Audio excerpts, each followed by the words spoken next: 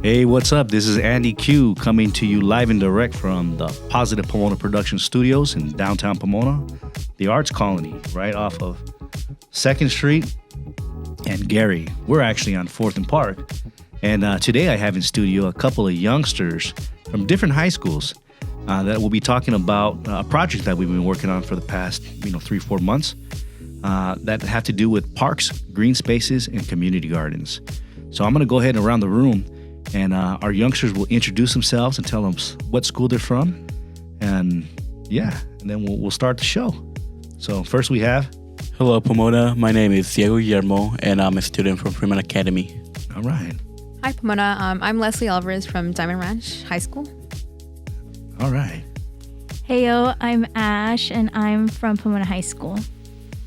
Hi, I'm Nathan, but I also go by Neptune, and I go to the School of Arts and Enterprise. Did you say Neptune? Yes. Oh, that's cool. All right. I like that. And we also have one extra guest in the studio today, Mr. Joseph McClellan from Prototypes. Let's say the last name, right? All right. So Joseph is like me, is a mentor to many youth here in our community of Pomona. He helps to represent P3, right? I'm a P3 also, Positive Pomona Productions, but P3 is Partnership for Positive Pomona. So we got two things, and they really focus on substance abuse and things of that nature. Oh, and look what we have coming into the room is Mr. Dylan's in the house. What's going on, Dylan? All right. Good to see you. We're going to get you another chair right now, Dylan.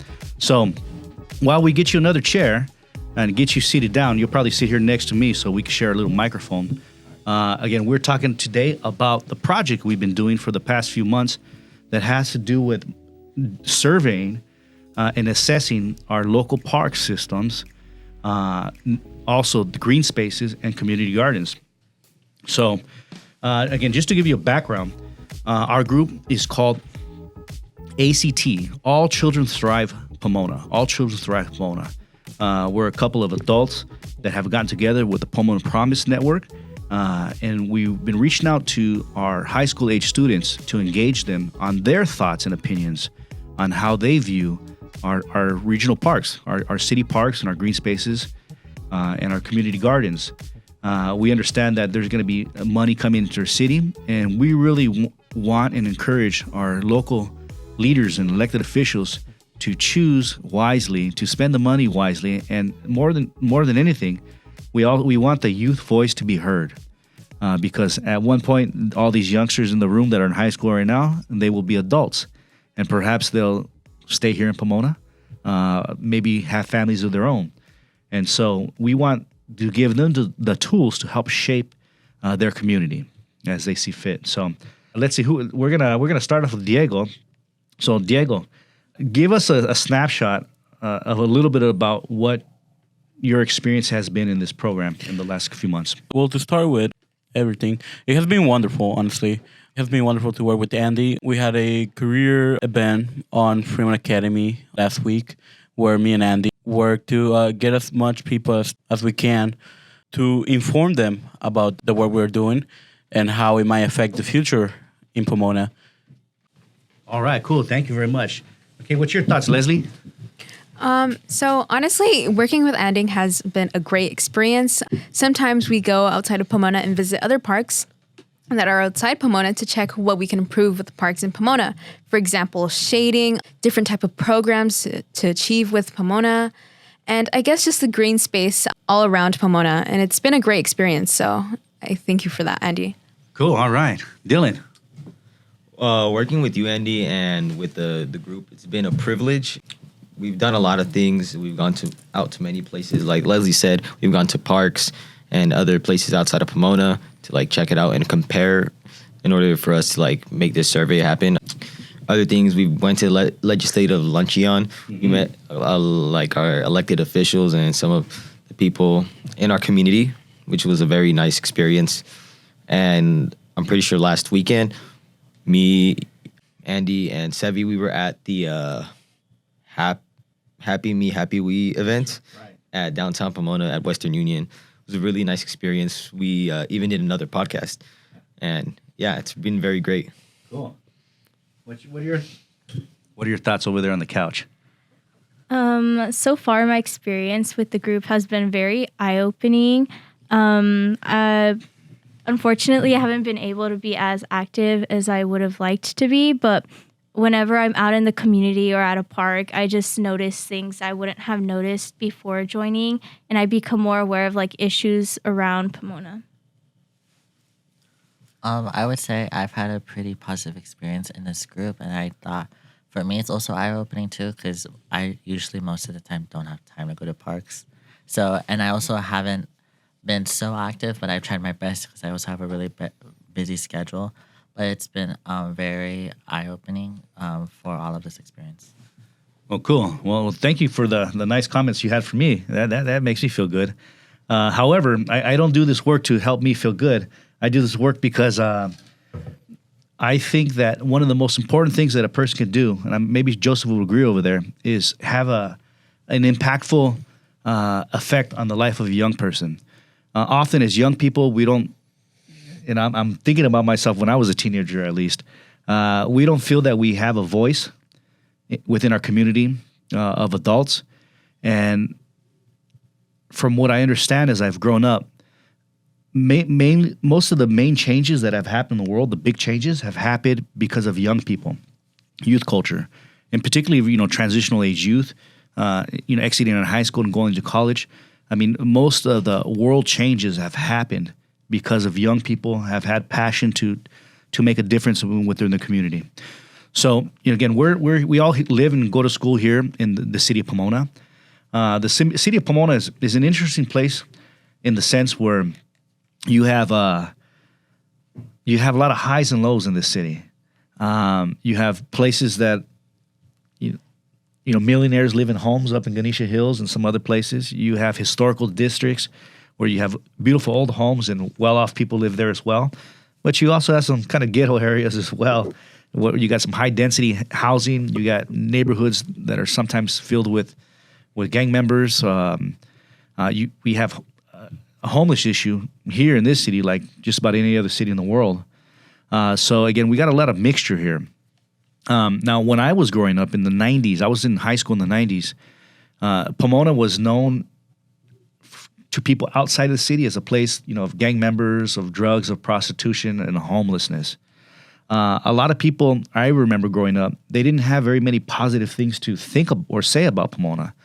However, in the last 20 years, some things have changed significantly. The city is a lot more beautiful in the sense where there have been a lot of stakeholders and grassroots leaders that have put in a tremendous amount of effort and volunteer hours to make the city a better place. In particular, from my forte and with Joseph here, there has been a lot of attention on helping young people through mentoring with a variety of programs, whether it be Project Sisters or Prototypes or Project Leads or Conservation Corps or Justice for Youth. And we have a number of groups that really engage young people to be more impactful within their community. So let's get into it. One of the first things that we did here in the city of Pomona is that we took some field trips and we started to observe the parks within our community. So, whoever wants to jump in, feel free to jump in and just start giving opinions of the things that we saw with our own eyes or what we experienced with our own eyes in the parks. Well, one thing I like about the outside parks like Walnut and Diamond Bar was that they had some statues, or there was a bench in Walnut that was given respect to some of the history that park had in that community, who created it and how it started all. So I think that was very great, honestly, because it made people wonder what those persons did for that community and how it impacted the future of that community. Something that I liked that we spotted in a park near Claremont was that there was some exercising equipment near the playgrounds. And on top of that, there was a whole lot of shade. And honestly, I think that was probably one of the best things I've seen so far, because when you're in the summertime and you're at a park, it's not really fun to feel like the heat when you're sitting down on something. And for the exercising equipment, I think it's great that they have it near the park, because that just makes it super accessible for the parents that want to exercise but also supervise their children at the same time. That was a really great addition to add. I like to add on about the Claremont one. There was another park in Claremont, and I really liked it because there's like a lot of trees. It's like a very open grass area and very fresh out there, and it seemed like a really nice thing. I didn't go to the Claremont one, but I went to some other ones with Andy up in Diamond Bar and Walnut. And I will say, those are more affluent areas with higher, with people just with more money. But what I thought was nice is that there was this like park. It was Sycamore Park.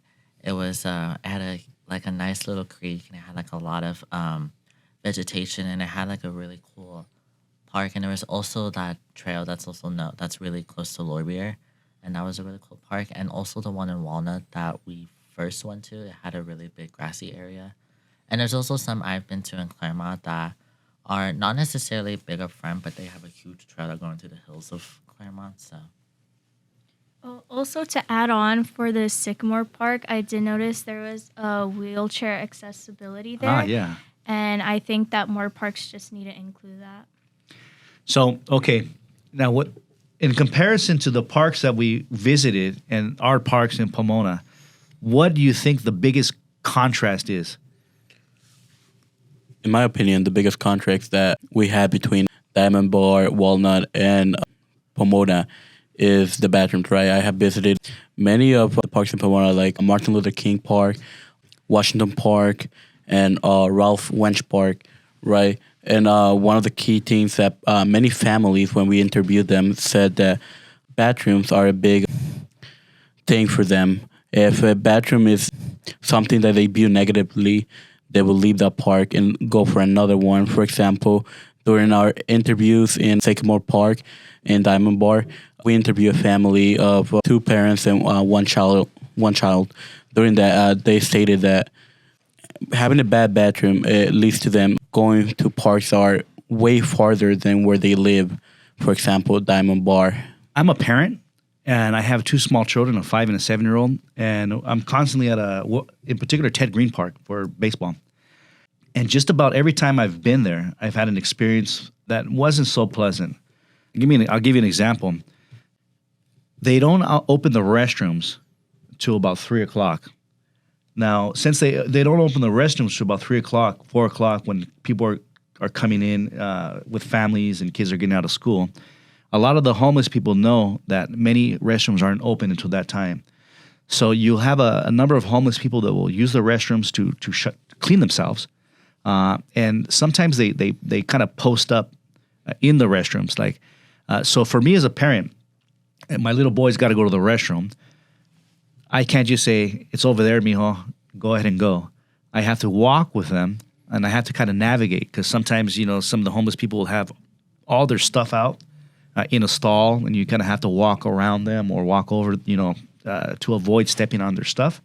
Sometimes the restrooms don't feel safe, and they definitely don't feel clean. I can't allow my children to be independently go to a restroom without me being concerned first to make sure that it's safe. And then second, and I got little boys, so they pee standing up, of course. But if my little boys have to go number 2, even a 5-year-old will tell me, take me home. They do not like, just like as an adult, I don't want to go number 2 in a restroom where maybe there's just crap and toilet paper, or there's no toilet paper. It just looks poor.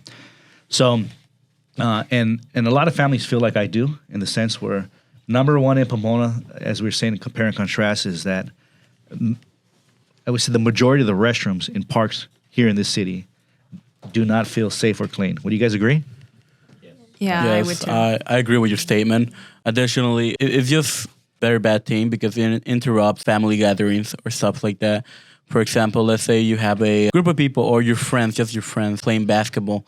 Someone has to go to the bathroom. Now they have to either go home and walk back, or they have to. Everyone just has to leave at that point, right? So I think that's just the major big issue that we have in Pomona. For example, I don't know about the girls' bathroom. in Washington Park. But for the boys, it's really bad, right? The sink, I tried using it, and it was just not working. So that's a major issue. To come back with the homeless problem, I do agree, right? As a big brother that takes their sisters or even my little brother sometimes to the parks, it is a major issue when there's homeless people just sitting in benches, and you cannot just tell them, okay, go play in the playground while I do my stuff, right? Or something like that, right? You always have to be with them in order to ensure their safety. So besides the restrooms, which is pretty obvious, what else do you think is a big contrast between some parks in other communities than parks in ours? I would say tagging is a big contrast. A lot of parks in like the nicer areas like Diamond Bar, Claremont, they don't really have any tagging. An example of tagging would be like Washington Park. They have a lot of tagging on their playgrounds, and it just doesn't make the area look nice. Let's see. I notice also at some parks, like equipment is broken, like a swing or something is just broken. And I noticed in some of the parks we went to that if something was broken, there's a number to call to kind of report it, to at least put it on the radar. But within our cities, again, there's really not very much information, right? Also, I think, as we're looking at some pictures, can you guys look at the screen right there? This is the park in Diamond Bar. And it's just in one little area, we're looking at 4 trash cans. You have traditional concrete trash cans. One has a big recycling emblem on it, and the other one, you can clearly see there's a trash bag in there. But they also have, they call it, I think, the big bins, where it's a solar-powered recycling trash compactor. Right, it's not costing them any energy. They look clean, and isn't it true that? I think for most people, at least, if you have an option to throw your trash away in a trash can somewhere nearby, then most likely you're going to use it, right? Yeah. So when we go to a lot of Pomona parks, there's sometimes seems to be an excess full of trash, and you don't see any trash cans anywhere near. Or sometimes, like Cesar Chavez Park, which I was at the other day, the trash cans, this is too bad. They have to be chained down, because if they're not chained down, somebody will take something from it, And so we have some challenges, right? Definitely. Let's see what else. We're looking at a park also in Diamond Bar right now, and can you guys can you remember going to any Pomona parks and seeing clean, functioning water fountains? Me personally, no. No. And again, we're looking at a picture of the Diamond Park, and this is again Sycamore Canyon Park, and again clean restrooms. They even have on the doors how many times people check, a date and a time, and somebody putting their signature. But one thing also, I guess, about maybe the Diamond Bar Park, at least in the area where they had the restrooms and the drinking fountains, they had some cameras as well, right? So does that make people feel safe, and maybe it dissuades people from doing stupid stuff because they know they're going to get caught on camera? Me personally, I think it does make a difference to have the cameras, especially since the cameras are placed in different places where it will capture the playground and the parking where people park their cars. Honestly, it does make a difference because, people will think twice before doing anything to someone or their property. So, yeah. Let's see what else. We got to also interview a number of people, and we're going to go back to Sycamore Park and Diamond Bar. One of the things that you had said, Neptune. Neptune, that's cool. I think it's real cool to have parks that have like a natural feeling, whether they have like a little creek. I went to this park, Sycamore Canyon Park, when I was a little kid, and I remember learning about like tadpoles, how they turn into frogs, and we played in the water, we collected crawdads, we put them back. But it was a very learning environment, learning through play, because as I think as most of us as kids as children, we're curious, and you put us around other kids, and we want to play with our curiosity. So, can you, at the top of your head, can you guys think of any parks within Pomona that have like an area where kids can kind of naturally play and be curious and learn about, science and nature through playing? Can you guys think of any parks that we have in Pomona that provide these kind of things? I cannot think of one on the top of my head, but then again, I haven't gone to like every single park in Pomona. Something I do gotta say though about Sycamore Park is that I did go there a few weeks with my family. There was a lot of families there. It was very peaceful. I like art, so I was drawing. I was doing art while sitting there, and I could hear the birds. There were some frogs in the creek, but yeah, it was pretty nice. Yes. So let's move from parks to. Do you guys remember the term Brownsfields? Yes. Okay. Yes. So for those of you guys who are out there that don't know what a Brownsfield is, it's just say you're driving down the street, you're going somewhere, and you notice, in a neighborhood, there's plenty of houses, but there's one area within that block that the lot is empty, just an empty lot. Maybe there was a house there in the past that got torn down, or a business, but in our city, and just like a lot of other communities, we have a lot of Brownsfields. We go down the street. I can think of a few right now off of Town Avenue, kind of down on the south side of Pomona. There's a corner. I don't know if it's Philadelphia, but again, Brownsfields are empty fields that have been empty for some time. That serve no purpose, I suppose, but just growing, grass and weeds. We talked a little bit about how do we transform Brownsfields. I mean, can you give us some ideas? Like said, what can we do to again an empty lot within our community to make it better? Things we could do is probably make it into a community garden. As we've talked before, community gardens are very important since, like, hypothetically, there could be like a disaster or maybe a earthquake, hypothetically speaking. And what would happen is that since there's like an earthquake and everything, they're not able to bring in food. And so we have community gardens in order to give food to our community. Right. I was able to attend a city council meeting yesterday in Ontario, and so there's a trend going around right now around our community in Southern California, where they're transforming a lot of the maybe empty spaces or into warehouses, right? So I think a lot of people have been working in this city of Pomona to transform some policies that haven't been looked at since 1947. So again, think more than 60 years ago, 70 years ago, the Pomona was a very agriculture-oriented city. You could go down the block, and a lot of times people were growing their own fruits or vegetables. They had some type of fruiting tree, chickens in the yard, maybe a goat or two. But there were policies that were put in play that allowed people to grow food in their own backyard and also, have some animals. Because of some passionate people within our community, they're relooking and revisiting some of these old policies to allow the city of Pomona to be a city that's also that approve agriculture. So say, for instance, imagine, again, policies that allow us and encourage us to keep 3 chickens in the yard and to have our front yard having some elevated gardens. What are they called? I guess elevated gardens, right? Containers that are growing, different types of fruits or vegetables like tomatoes or chilies or whatever it might be.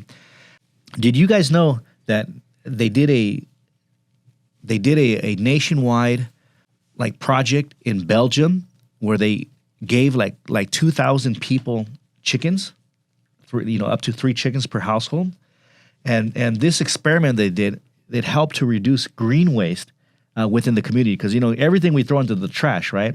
So we could eliminate a large portion of green waste by throwing our scraps to our chickens because the chickens will eat them up. So and then the chickens fertilize the ground. So they're taking care of all the chicken scraps. They're fertilizing the ground. You're getting some eggs. So maybe you're not spending so much at the grocery store because you're getting some eggs and you're growing some food. So food security is basically a big issue that we're facing all around the world, but within our nation and within California. In particular, after COVID, a lot of people, that were out of work, they couldn't have any generating income. And so they would have to go to places like God's Pantry or some type of food bank just to supplement the food that, to put in the refrigerator to feed their family. And one of the big issues at first when they're trying to organize is that there was food banks that were able to provide food, but it was all like canned food and non-perishables. So a lot of people weren't getting any type of fresh fruits or vegetables. And that has an effect on nutrition in the body. So we have a couple of really cool community gardens around our community and also surrounding communities. So we'll talk a little bit about Lopez Farm, which we did a little visit to. They had Urban Mission. They have a garden in Ontario called Puerto de Valle that we would have visited. That's connected to a park. They have something called Amy's Farm. That's also in Ontario. And they're going through some issues right now. They're trying to transform their property into warehouses. That's what I was at the city council the other day. And then you had Earthworks Farm in El Monte, South El Monte. And so a lot of these regional farms or these local farms, they pulled together and they started providing fresh, tons and tons of fresh fruits and produce to help supplement a lot of the non-perishable foods that were being delivered to families. Now, we have talked a little bit about disaster readiness. One, we live in California, and sometimes we think as Californians that we may experience a big earthquake that will disrupt the transportation supply. So again, freeways may be busted up, the sidewalks or the roads, the rail cars that bring food in from all around the world. If somebody's landing a plane, again, if it messes up the landing strip because of an earthquake, then how are we going to get food in? So one of the big issues is food security. How do we address food security? And since we did a little visit, for those who visited the garden farm in Ontario and the urban farm here in Pomona, Lopez, can somebody share a little bit of their thoughts on what they think about that, on that policy and having community gardens in our city? I personally think having community gardens in our city honestly makes our city a lot more attractive. When I first visited Lopez Farm, I thought it was super peaceful there. You could see all the plants growing. There was different seeds that had their names on it so you could know which type of plants there were. And there was also a group of people who were working on a banner for the farm. And honestly, I thought that was pretty cool to see that people from our own community are also supporting our own selves within the community gardens. So I just thought about how much community gardens or places even like them can bring our community together and just help us support one another. To add to what she said, when I visited Huerta de Valle, it was a great experience, honestly. There was a lot of families just looking at the plants, looking at everything that has grown. There were even city workers taking lunch because it was pretty calming and very nature. Like, something I liked was that it allows us to grow our own stuff, right? Grow our own tomatoes, right food. Because, as Andy said, during COVID, we got a recession. Then we got hit with the inflation. And then eggs became expensive. Everything became expensive, right? Family with all low incomes probably couldn't afford a lot of stuff. During COVID, I volunteered at a student and family support organization to give out to those families that were not as fortunate as me and others because they were facing challenges economically. But yeah, that a community garden is just amazing for our community, especially because you can grow your own stuff for a low price, stuff like that. What about you? Have you two over there been to Lopez Garden? I've been with my mom and also with my brother, and it's kind of interesting too because it was a lot of Lopez, the elementary school that's right next to it, work a lot at that farm and all of that, and I found that cool because I believe I went the opening week. I went and I talked to the guy who runs it and all of that, and now seeing from then where Forma was from the very beginning when it was just this pot with some stuff growing, and now where there's a lot of vegetation and a lot of plants, and now there's a lot of community-based events there. I think it's just grown so much, and it also makes, I forget what street it's on. Mission. It makes that street look a lot better because it looks kind of run down with all the businesses, but it just makes it look a lot nicer. So again, the spot we're talking about, the Lopez Urban Farm, was a Brownsfield for many years. It's connected to Lopez Elementary School, but again, an empty lot that was overgrown with weeds and nothing happening.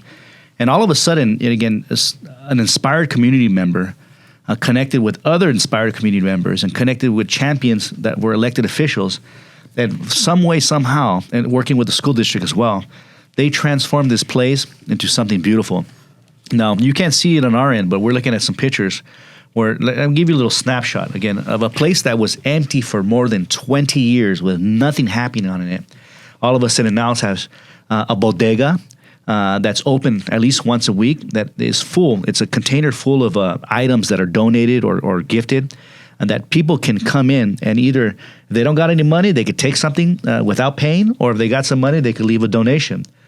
They have clothes there. I mean, I myself, the first time I went there, I had $20. I put a $20 donation, but I got a bunch of cool soaps, like soaps that you would find at a nice place, you know. So like, I like nice soaps. So my little boys were able to get some drinks. I think we even got some elderberry syrup or something like that. But again, something beautiful happened. There's also a number of murals and art. So you have artists that go to this community place, and they, you know, every once in a while they change the murals around, but you have artists there. I have a youngster named Angel that goes there, and he makes pizzas for people. So he's got a little pizza oven. So you got people that are cooking, doing live demonstration cookings. You got volunteers that come from all over the place. I personally, my organization sends volunteers there that have court-ordered community service. And rather than them just like picking up trash on the side of the freeway, they can support a local farm and get some good advice, you know, learn how to eat better or learn how to plant something in their own home. So it helps change hearts. But another cool thing that it also connects with, in particular, two schools, the elementary school. So kids are able to take a class and they get to go to the garden and see how things are grown. And so they're learning about science and about vocabulary and even a little bit about math on how to design and how to plant things. But not only that, again, you have Cal Poly Pomona, which is a university over here in our city that provides students to help out. So you got students that are going to getting degrees at Cal Poly in regenerative studies that come and volunteer and they learn and they provide their expertise. So, I mean, a community, I mean, from an empty Brownsfield, from nothing happening to all of a sudden supporting community and life, providing food and nutrition, helping people in need, providing an active place for people to come together in the name of good food and gardening and growing. So again, a beautiful thing's going to happen in empty spaces when good people come together and start ideas. Now, we're going to transition a little bit right now. We're going to be looking at the survey that we're coming up, that we're going to be doing, okay? So unless you guys have any more thoughts, concerns, anything you guys want to mention about community gardens, parks, green spaces that I haven't mentioned yet? Cool, okay. Okay, we're going to take a short break, and when we return, we're going to take the survey. So stay tuned, and we'll be right back.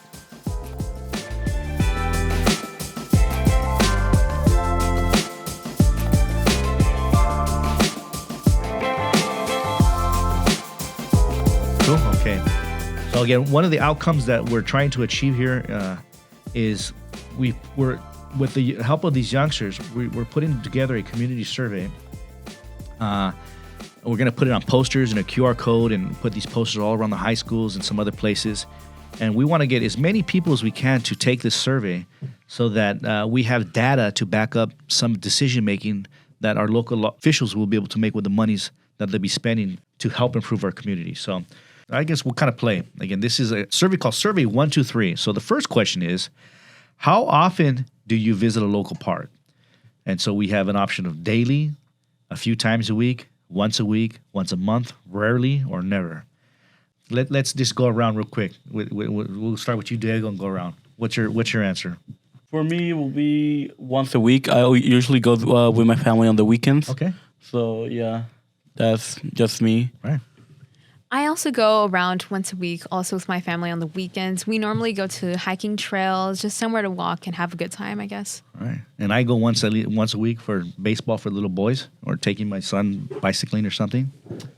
I go like once a week. I have two younger siblings that are in this program in Pomona called Mini Sports. And yeah. Mini Sports. Yeah, it's a really cool program. I'm going to have to look into that. All right. I would say about once a week. Okay. I'll also stay around once a week as well to do homework and just walk around. Oh, see, that's interesting right there. To do homework and to walk around. So I got to jump in a little bit. Now, growing up in Pomona and working in Pomona for some years, one of the toughest things as a teenager in particular is that when you go home and there's just too much chaos going on in the home, that it's too loud or you don't have your own private space, to just to be silent. Parks are a great answer for people that again don't have their private space, and so you saying that's pretty cool. To be able to go to a park to feel safe and to be out there and to be able to think and not to be in the mix of a chaotic house, let's just say, and do your homework, right? And so in that case, again, I don't get too off subject, but do you think that Pomona parks in the future should have like benches that have solar panels attached to them so that you can power a laptop or charge your phone or something like that? Would you like to have a park where you could do your homework and you could charge things? Or? Oh, yes, definitely. Once I went and my phone and computer were both dying and I had nowhere to charge it, so I had to go back home. Yeah, it seems like a really good idea. I've seen those types of benches at Western University. Right? Yeah. It's kind of cool, huh? Yeah. Okay, so next question. If rarely or never, indicate the top reasons for not visiting a local park. Okay, so some of the reasons too far or too difficult to get to. So we say, if you don't got a car in California, sometimes transportation is difficult, right? And that's why in a city's master plan, like parks should always be within like 1 mile's walking distance. No matter where you live in the city, you should be able to walk with a mile or half a mile to your own local park. Okay, and the second is not sure where my local park is located. I don't feel my local park is safe for me and my family. It doesn't have the kinds of facilities or equipment that meet my needs, okay? Bathrooms or equipment are not well maintained. It doesn't have ADA accessible equipment. So, if you're handicapped and you got to go to the restroom, again, does it have the ramps and things of that nature? I'm not interested in visiting my local park, okay? I haven't found time to visit my local park yet or other. So that's a second question. Okay, third is, which local parks do you visit frequently? And so we have 3 choices right here, and it goes down to a list. Now, the city of Pomona has, I believe, over 26 parks. We won't go through all of them right now, but we have a little selection of which parks we visit most. And I even think, let's see, are these all Pomona parks? Oh, there's even an answer saying parks in other cities, Claremont, Diamond Bar, and Chino Hills, right? So I would be choosing those parks because I love my city, and I really wish I could spend more time here. But if I'm going to take my little boys to play for a few hours, it's going to probably be in Claremont or Diamond Bar. Number one as a parent, because there's clean restrooms, accessible restrooms that if they got to go, I have somewhere to take them. So, okay, next question is, if you selected other among the top 3, please specify. Okay, we won't say that. Okay, next question is, what do you do at parks? All right. What do you do at parks? So we're all seeing this right here, so we can just popcorn it right now. Organize sports leagues, city programming activities for special age groups. For example, like after-school programs for young people that need homework help or want to play games, or if you're a senior citizen and you want to dance or play bingo or something. Okay, walking, jogging, hiking trails, soccer fields, baseball courts, basketball fields, skate parks, okay, exercise equipment, hanging out with friends, family gatherings, parties, and celebrations. Now, that's an important one. We come from different generations. I'm a little older than you guys right here. Joseph and I are about the same age. I remember Joseph growing up, and again, you grew up in San Diego in the park system. I remember hearing your story. A lot of birthday parties and celebrations were held at parks. We didn't hang out usually at our house. We would go at a park and have the family, and it was really cool. So, I mean, I remember spending a lot of parks at kids, in particular birthdays. You remember that, Joseph? Absolutely. Right. And so, as you guys are youngsters nowadays, do you guys ever do like celebrations at parks, like birthday parties and things like that? We got one nodding head. Well, I do. My family usually gathers around right in the park. We invite people, right? We get food, right? You know, there's some tables. Yeah. If there's no tables, maybe we'll get some, right? But yeah, not even just birthdays and stuff like that. We celebrate Easter, right? We celebrate all of this out in parks, and I mean, I see other people doing it as well. So, you know, I think that's just amazing, honestly. I celebrated Easter with my family, an extended family, at Bonelli Park. We had to pay $12 to get into, and it was packed. I tell you, I mean, there was music playing everywhere, and you could smell the carne asada on the grill, and children were playing, and it was just, I mean, it filled my heart with joy to see all the happiness that surrounded us in the park. There are some times where my family, right, and another family just connect. It's like it's a very good thing for like community, right? To like talk to other people that you don't know in your community and stuff like that. So yeah. And I think it's even kind of special is again, you guys are teenagers right now. I'm an adult. Hopefully we all remember being little kids. When you go to a park, especially if you're like a single kid, or there's a difference between your ages between your siblings, is it easy to find other kids to play with in parks? Oh, I got one head nodding no. I got one yes. Yeah. Well, what are some opinions? I mean, I remember I was a kid and I see my little sons. If I go take him to the park, he'll go make friends and go play and I don't have to worry about him. He just plays. What's your thought, Neptune?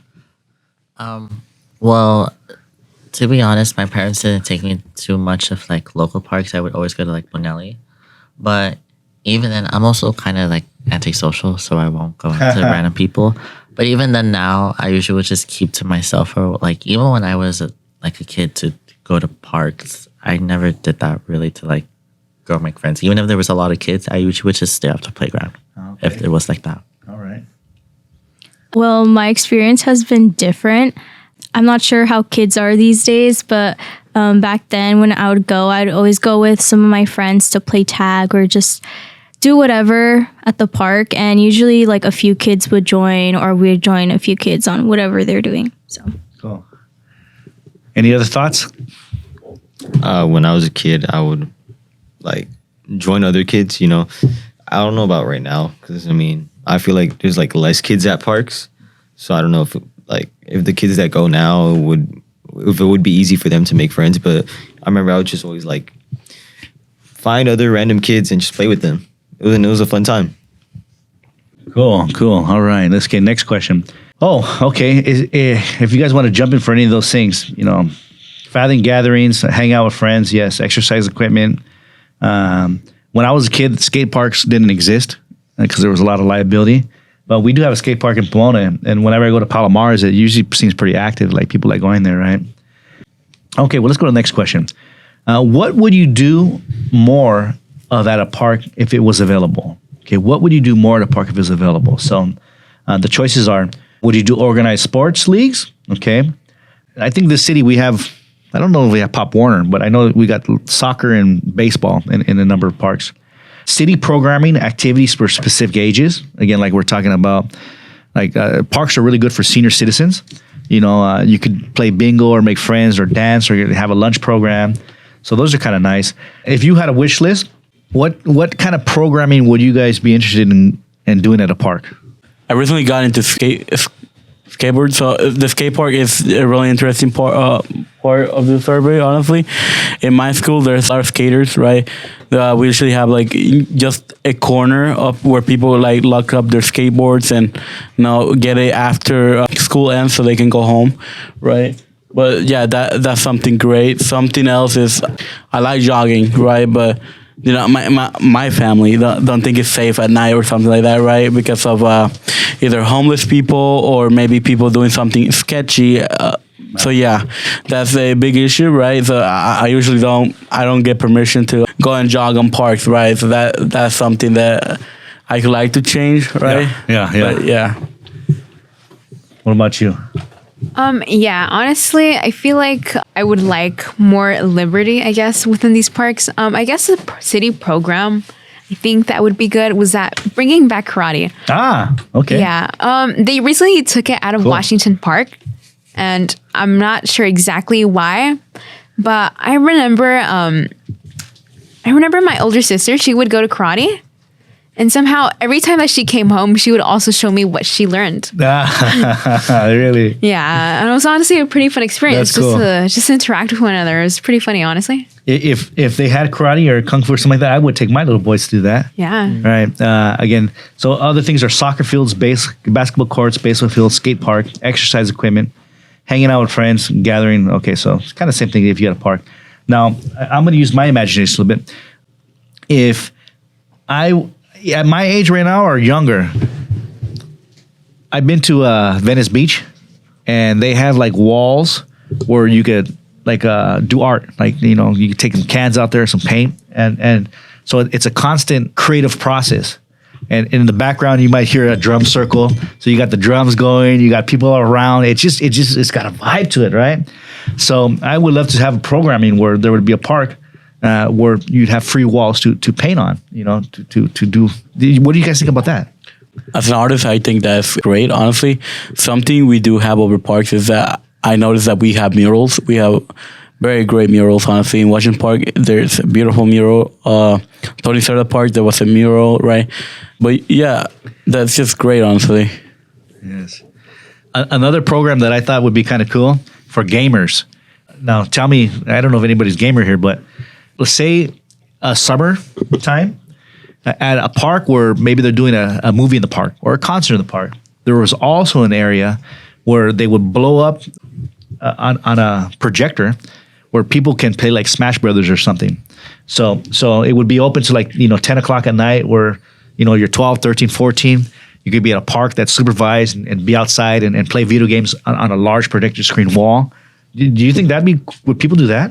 I mean, I think anything to do with events, right? For example, we were talking last week about how we introduce STEM to parks, right? I say through competitions, right? Making some people do some engineering competitions or stuff like that, some science competition, right? You get a reward. Or like you say right now, let's have like a little Smash tournament between kids that gives the community something to look up to, right? They come in, right? They see their kids playing. We have an audience, right? And then the kids feel rewarded after the end, right? So I think that's something great, right? Once parks get like to a certain point, we can do like community events and stuff like that to bring up the community. Now, we have a couple of guests that walked into the studio. We had Angel Arellano and his brother, Andrew. And one of the things that Angel likes to do is he likes to make pizzas, He's got a outdoor pizza kitchen that he could put. And so I think another kind of cool thing to have in parks, like say on a Friday or Saturday or Sunday, is like demonstration kitchens, where as a youngster, you want to learn independent living skills, and you go hang out with Angel, and he'll tell you how to make a pizza and cook a pizza, right? Is that kind of cool too? Before, yep. Yeah, I need a pizza. All right. So next question is, tell us about your local park accessibility. Rate the following on a scale. So they have, the park has crosswalks to navigate traffic. Oh, okay. So Washington Park, I don't think there's any like good, safe crosswalks to navigate, right? No.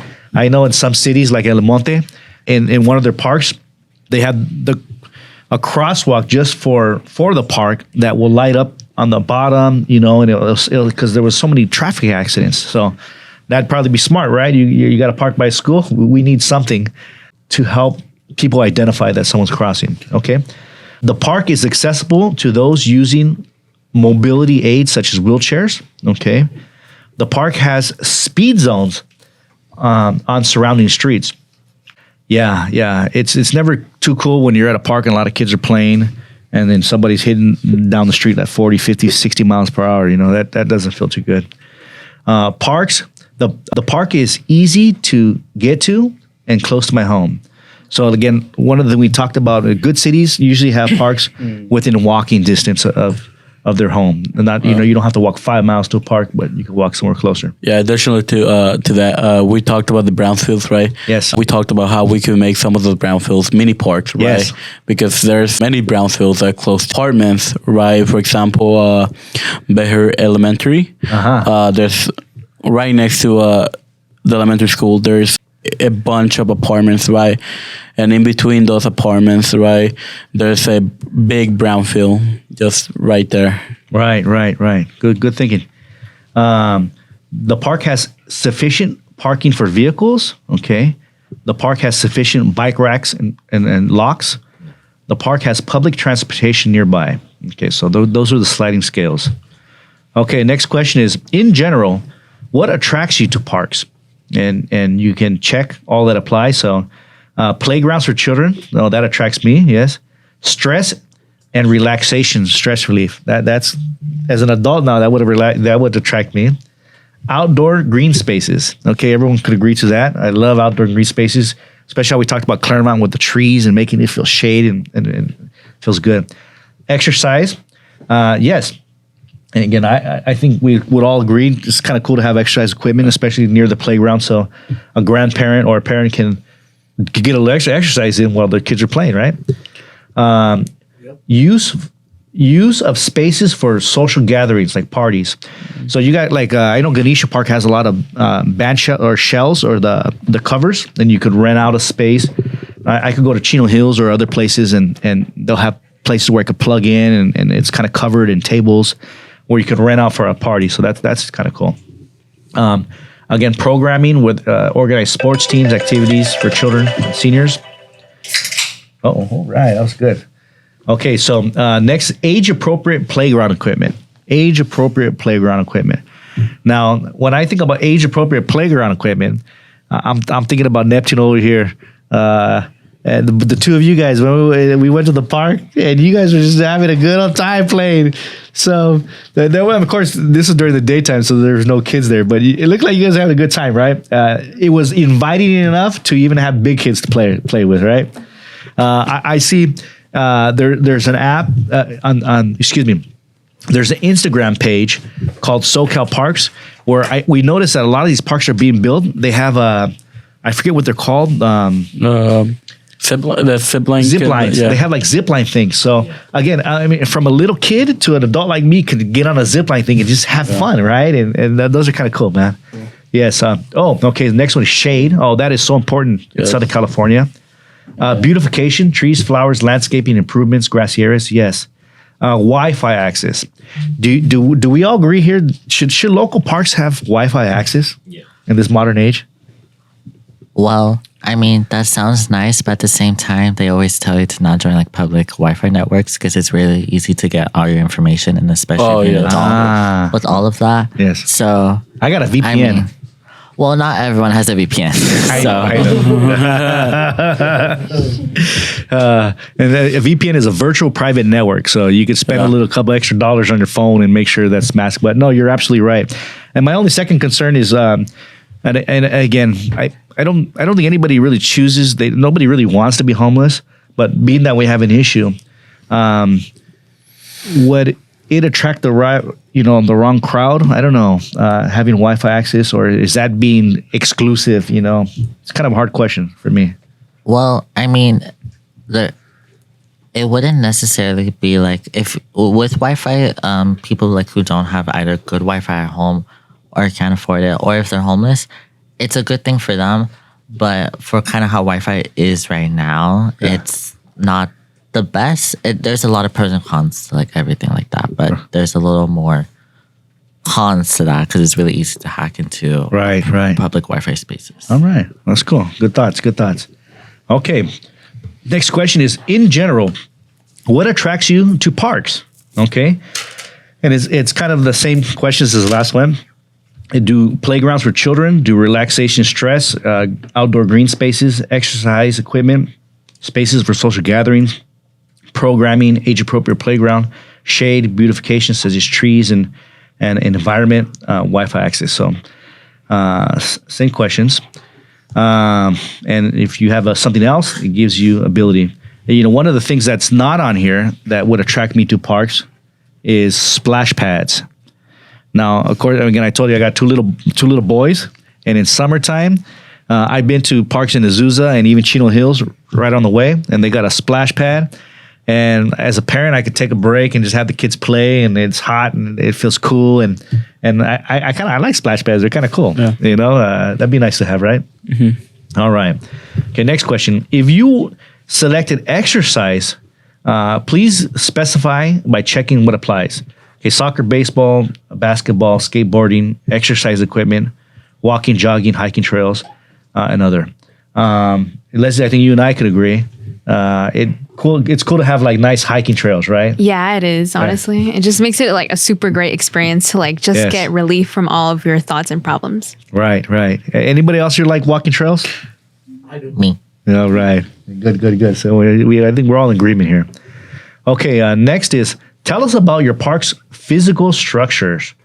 Well, again, it gives us choices of all the 26 parks that we have in the city.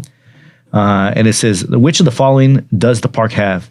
Does it have children's playground equipment, picnic tables, barbecues, cycling paths, walking, jogging, hiking trails, soccer or sports, tennis courts, skate parks, exercise equipment, attractive landscaping, Wi-Fi access? Okay. And then choice 2, and then choice 3, and it's all the same. Okay, so we'll move past that question. And the next one is, what keeps you away from using local parks? Safety concerns? Anybody here, safety concerns keep us away from local parks? I mean, I will say it won't keep me away. More like it will make me more alerted of just keeping my family safe. Right, for example, my sisters or brothers. So, Right. Yeah. Now, I personally think in the 90s, a lot of parks within this community were taken over by neighborhoods, by gangs. Like they were called like Sharky's Park or whatever it may be. So I think back in those days, a lot of families stayed away from parks just because they didn't feel safe, right? Because there was probably a bunch of homeboys hanging out and they didn't want to hang out, I guess, right? Lack of security and patrols. I mean, how often does a police officer patrol a park? And does that make people feel safe? Lack of night lighting. Okay, so I live by Ganesha Park, and you got a nice big trail that goes past Val Vista, but there's no lights, and there's a lot of trees, so it's really kind of like spooky at night. You know what I mean? I wouldn't want my wife walking or jogging, at 10 o'clock at night or something like that. So yes, lighting. Concerns about cleanliness and trash, yes. Tagging, yes. Lack of maintenance, yes. And lack of shade in summertime. I say yes. We could all probably agree on that, huh? Okay. Next question is, please take 5 or more minutes to tell us about your local parks. Okay, well, we won't. Actually, okay, does anybody want to take just a minute or two to talk about their local parks? What would you say? I could talk about mine. What's your local park? Lincoln Park. Okay. So it's a nice. That's a nice one. It's a nice one. The really only downside about that is that there's really no sidewalk at all. And there's also no parking. I mean, you could park around it, but it's not. And 2, the restrooms, because they're like, it's like a very old setup. Like, I guess if more of like you're really old. Like there's no doors at all, and there's also a lot of tagging, and they're all like, it's really short. Like if you're kind of like tall, like everything. The stalls are short. They're like probably like this tall for all the stalls. Like there's no doors. That's about 3 or 4 feet. Yeah, it's just really short, and it's not the best well kept, but it is a nicer park. The only thing is though, there's kind of a lot of reckless drivers by. Yeah, but the one nice thing, there's peacocks around the area. So that's interesting when you hear them. Guys, so it's like a jungle over there. That's kind of cool. Somebody let them loose one year, huh? Yeah, that is exciting. Anybody else having opinions about their local park? A local park that I have is Ralph Wench Park. And something to add to what Andy said before about lighting. Yeah, there is like a problem with lighting there. There is some lights that work, and there is some that don't, right? For example, the lights are close to the bedroom. Some things are not turned on. So that just makes you feel unsafe, right? So yeah, I should go there to play basketball. So yeah. Yeah, I noticed that about Ted Green as well. Like if sometimes the lights are on a weird timer, if it gets dark real early and the lights don't turn on to 6, but it's getting dark at 5:30, and then you can't see what you're doing in the restroom, right? So yeah, that's an issue. All right. Anybody else want to say anything about their local park? I actually did too. My Lego park is Washington Park, and basically the biggest problem, or at least one of the biggest problems at Washington Park, I think would be the homelessness. I probably know that it's probably not their fault that they're homeless, but I also feel like it's not our fault that they're also at our parks. And I talked with some parents last week about this problem, and they said that it also makes the park like kind of really unattractive. So I thought maybe like with enough budget or like I guess enough support, we could turn a brownfield into also another homeless shelter. Wow. Or I'm going to add to that. If we were able to turn Brownsfield to like a place where they could take showers, like a mobile shower place, that'd be kind of cool, right? If all homeless people just went to one park where they could get clean, they could charge their stuff, maybe even wash some clothes, but not feel as confined that they have to be in the building or something. I don't know, right? Because sometimes, like I said, when you go to Hofer Home, there's rules that people have to follow, and that's a good thing. But a lot of homeless people just don't want to follow rules. So they'll go other places. Oh, man. All right, let's see. Another question is, does tagging make parks less welcoming? Would we all agree yes, right? Yeah. But on the other hand, if there are murals, that makes it feel more welcoming, right? So tagging, no, but murals, yes. Art, yes. Okay, another question is, do you think it would be a good idea to have an after-school job program of youth who are paid to keep parks clean and report safety and cleanliness issues to authorities? I think that's a great idea. Honestly, when you brought it up, it's just amazing that we can keep our parks safe through either getting paid or maybe even volunteering, right? A lot of kids want to go to college to a 4-year, right? And they need volunteer hours, right? To maybe boost off their resume, right? So I think that's just great, right? They can choose, do I want to get paid or do I want to do some volunteer hours? That way it looks better when I'm applying to like a certain college. Yes. Well, growing up, I don't remember if you remember this, Joseph, but a lot of times there was a van that would pick up kids and drop them off in neighborhoods, and they'd go sell around candy bars or saying, I'm trying to earn a trip to Magic Mountain. Can you help me, right? So I thought it'd be kind of cool. Again, there's a citywide van that would pick groups of kids up at their high school and drop them off at a park for an hour, maybe 2 hours, and they would come back in an hour and a half or 2 hours, and then go to another park, and they would hit at least 2 parks, and they would work from like 4 to 6, and again with a little scooper, with a vest or a shirt or something like that, and they would kind of look over the playgrounds to make sure there's no paraphernalia or trash. If some of the equipment was broken, they could call in, with the 800 number. If there was tagging or something like that, or if there was an issue, they could always call the police if there was something dangerous happening. But a youngster could get paid, $16, $17 an hour for 10 hours a week. That's only 2 hours a day, Monday through Friday. Would any of you guys apply for a job like that?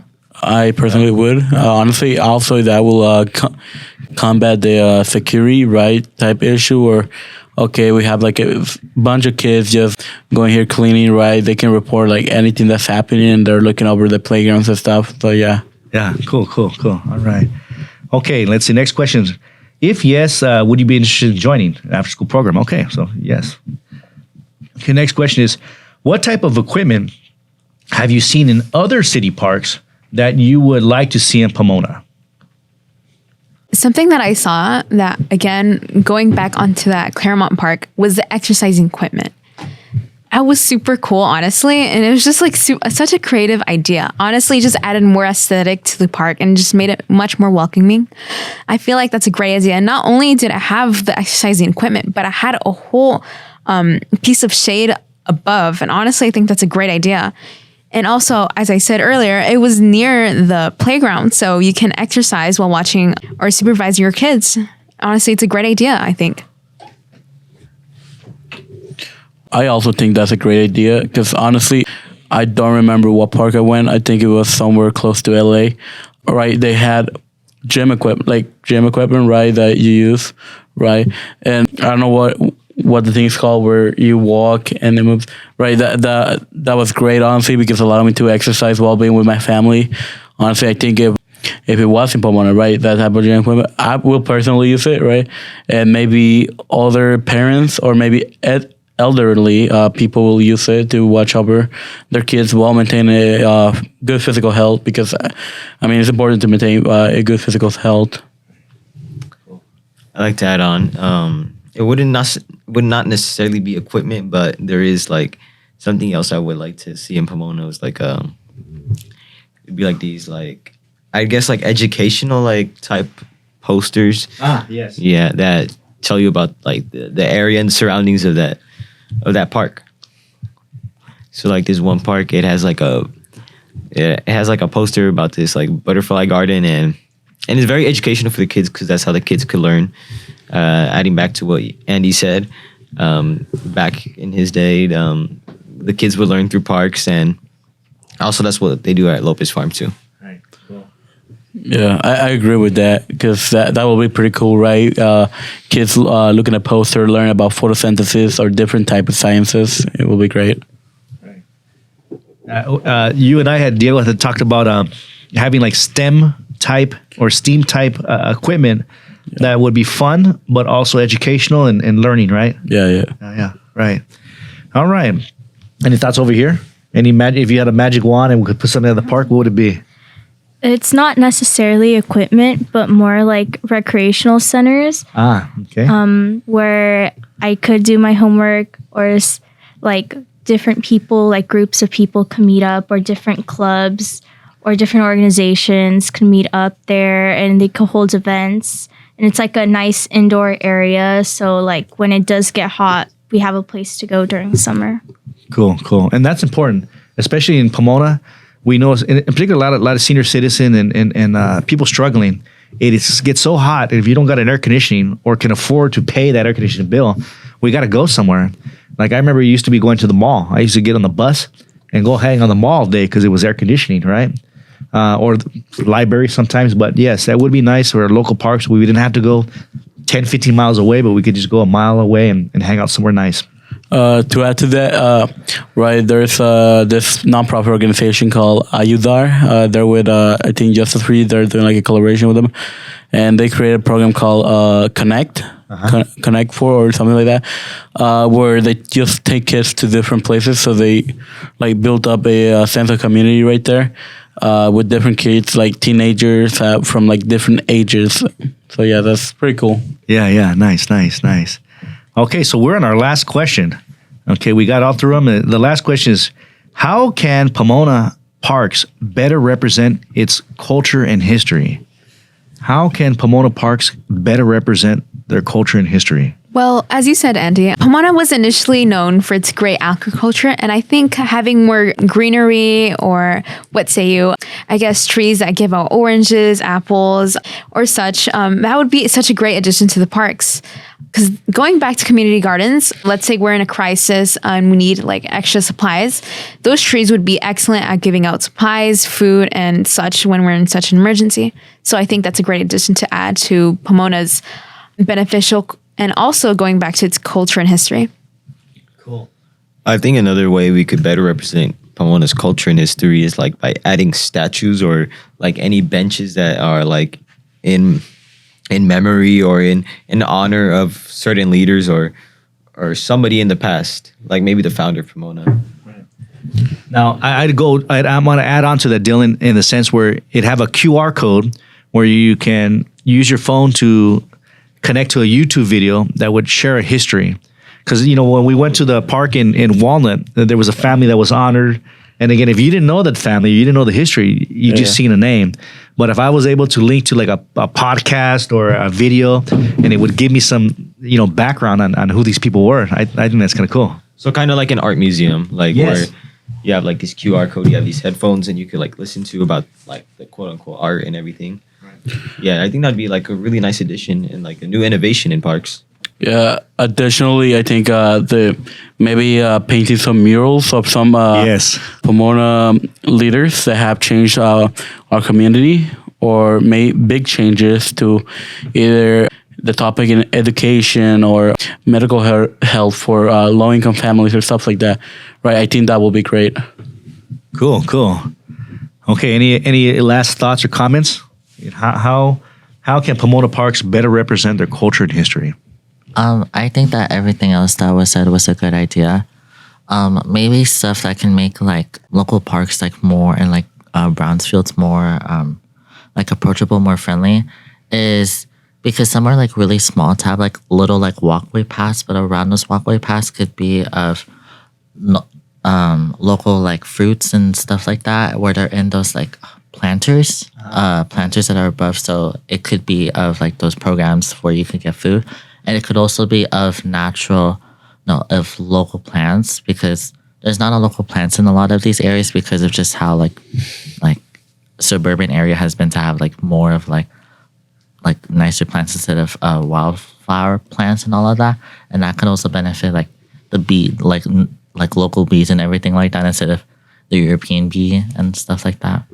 Yeah, that's interesting. You know, one of the things is that we've experienced within the last, let's say, 30, 40 years, as people cut their lawns, people have been cutting a specific kind of flower that the monarch butterfly, when they're migrating from Mexico all the way up north, they used to come down and feed off these, and it looks like a weed for the most part. Okay. So if you don't got these growing anymore because everyone is cutting down their lawn to an inch, again, we're affecting our butterflies and a lot of our bees. So again, having maybe some Brownsfield and some other places have that, I guess, locally grown natural resource of the vegetation so that the creatures can also benefit from it as well. Cool. All right. Well, we're coming to a close, and we just went through the first edition of our survey, and we talked a little bit about what ACT, All Children Thrive, and the group of our young people here in the high schools in Pomona have been doing for the past 4 or 5 months. And again, I just want to thank you for spending time with us. I think civic engagement is one of the most important things that a person can do as a part of their growth in life. And I really appreciate you youngsters, you high school students, hanging out with me for these past few months and engaging with me, talking about things that I think a lot of people feel are important. And as you guys grow into adults, always remember that if there's something that you don't like within your community, something that you feel that you need to complain about, there's always action behind it. So grow up to be one of those adults that you don't see something that's right, do something about it. Talk to other people. Make a difference, because nobody really likes a complainer that just complains, but people like complainers that do something about it to make a change for all of us, if that makes sense. All right. Now, Joseph hasn't said too much because we got him here in the corner. But as the other adult mentor in the room, do you have any last thoughts or words that you'd like to contribute? I want to say that I'm proud of all the youth that have participated in this Pomona Parks project. I encourage them to keep up all of the great work, and echoing in what Andy said is, if you see something and you want to make a change, make sure that you put all your efforts behind it and you come with an authentic heart and authentic approach, because your impact can go a long way and affect those coming up behind you. So one of the best things you can do is make an impact on the world that is positive and that benefits others, not just yourself. So shouts out again to all of the youth that have participated. I'm super proud of y'all. All right. All right. So that brings it to a close. Let's all say goodbye, and we're gonna see you guys in the streets of Pomona, and hopefully the work that we're doing today will make a difference tomorrow. All right. All right. Peace, guys.